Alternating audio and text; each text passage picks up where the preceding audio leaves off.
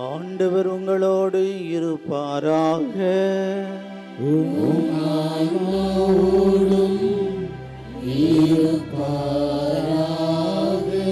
லூக்கா எழுதிய தூய நற்செய்தியிலிருந்து வாசகம். ஆண்டவரே மாட்சி உமக்கே.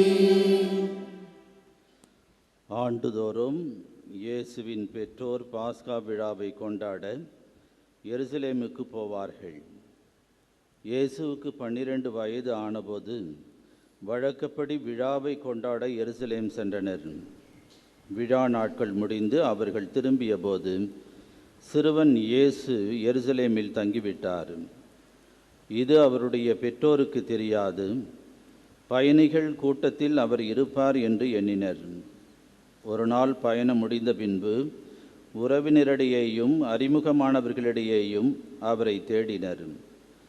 அவரை காணாததால் அவரை தேடிக்கொண்டு எருசலேமுக்கு திரும்பிச் சென்றார்கள். 3 நாட்களுக்கு பின் அவரை கோவிலில் கண்டார்கள். அங்கே அவர் போதகர்கள் நடுவில் அமர்ந்து அவர்கள் சொல்வதை கேட்டுக்கொண்டும் அவர்களிடம் கேள்விகளை எழுப்பிக் கொண்டும் இருந்தார். அவற்றை கேட்ட அனைவரும் அவருடைய புரிந்து கொள்ளும் திறனையும் அவர் அளித்த பதில்களையும் கண்டு மலைத்து போயினர். அவருடைய பெற்றோரும் அவரை கண்டு வியப்பில் ஆழ்ந்தனர். அப்பொழுது அவருடைய தாய் அவரை நோக்கி, மகனே, ஏன் இப்படி செய்தாய்? இதோ பார், உன் தந்தையும் நானும் உன்னை மிகுந்த கவலையோடு தேடிக்கொண்டிருந்தோமே என்றார்.